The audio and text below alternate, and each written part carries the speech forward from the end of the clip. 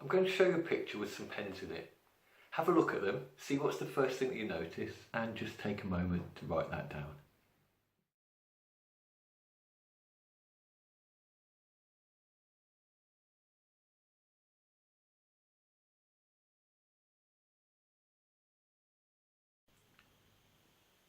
You might have noticed that they're all the same kind of pen, or perhaps that they're all pointing in the same direction. You could have noticed that they're all different colours. Perhaps you noticed that the two on the right are closer together than the two on the left. Or possibly that the one on the right is at a slight angle and the other two are roughly parallel. What's interesting is that some people notice the sameness or the similarities first, and other people notice the differences. And it's not just about what people notice either, it's about the way that they process the world. And when it comes to communication, that's really important. Imagine a car salesperson who's trying to sell a car to somebody who likes things to be the same. They might say, "This is very similar to your current car. It's got the same engine with a few tweaks here and there to make it even more fuel efficient. And it's got that same level of reliability that you've become used to. Even the seats are the same, and the upgraded lumbar support make them even more comfortable on longer journeys." The customer will feel safe because everything is going to be nice and familiar to them.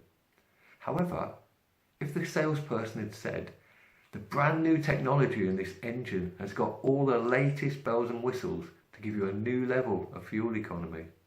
The seats have been completely redesigned to give you an unprecedented level of comfort for your journey," the customer will be left feeling unsure because it's all a little bit too different for their liking.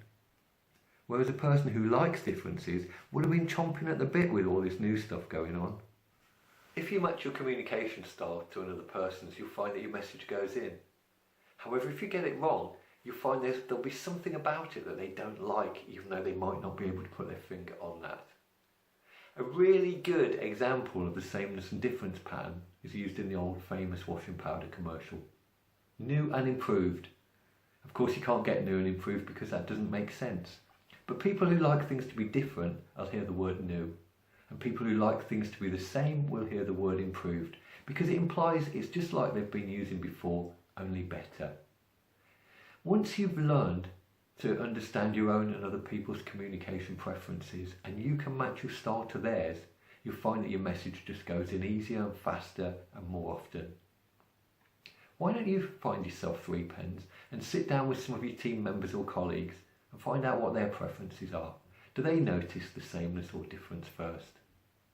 If you'd like some help in improving communication in your company, pop your details into the form below and I'll come and see you. We can spend 30 minutes having a look at how we can turn this and other patterns of communication into really effective business tools.